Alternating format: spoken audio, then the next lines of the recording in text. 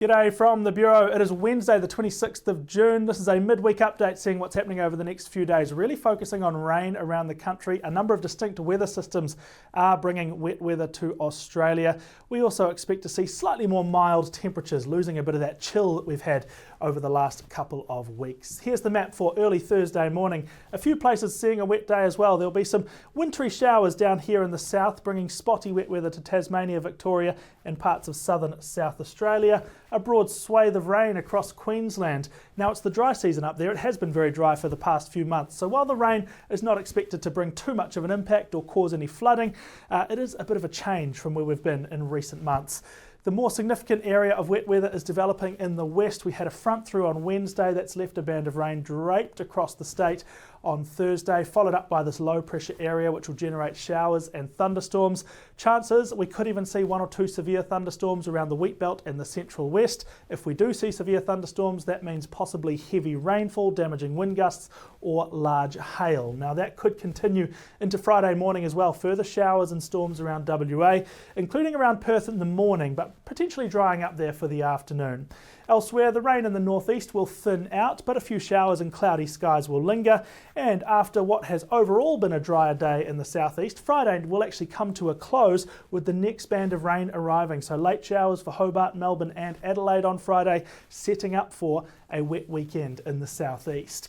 Now we'll look at the overall rainfall forecast through the second half of this week. This is total accumulated rainfall from Wednesday to Friday. Starting off in the northeast, we could see between 40 and 80 millimetres in a number of places around eastern and central Queensland, including the northern goldfields, the central coalfields and highlands. And if you're along the coast, it's likely to be the Capricornia coast, the central coast, the Whitsundays and the Herbert and Lower Burdekin coast here through the middle.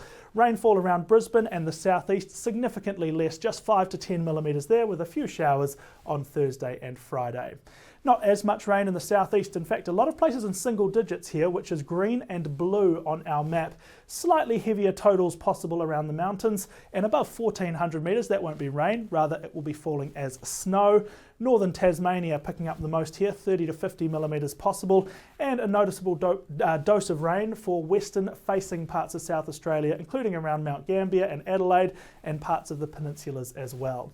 The rain in Western Australia is widespread though, many places getting between 20 and 40 millimetres, right through the Wheatbelt as well as all the way up towards the Pilbara region. Potentially not quite as much actually in Perth, slightly drier, just tucked away here in the southwest, 10 to 20 millimetres maybe in the city, but not too far up the coast towards Geraldton and up towards Carnarvon. Wouldn't rule out 50 millimetres at some weather stations up there. And if you're along the coast, some very hazardous oceans with large waves and high tides too.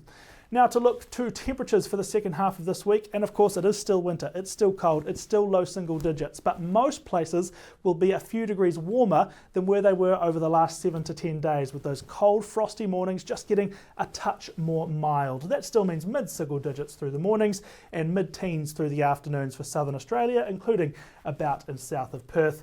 Actually, the northern half of the country is tracking a little above average for this time of year, so upper 20s and low 30s through there.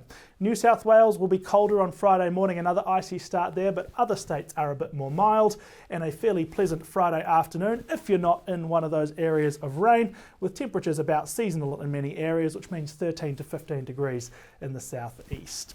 So could well see some rain through the course of this week. Stay up to date with your forecast and check in on the rain radar at the Bureau website and app. Thanks very much for checking in.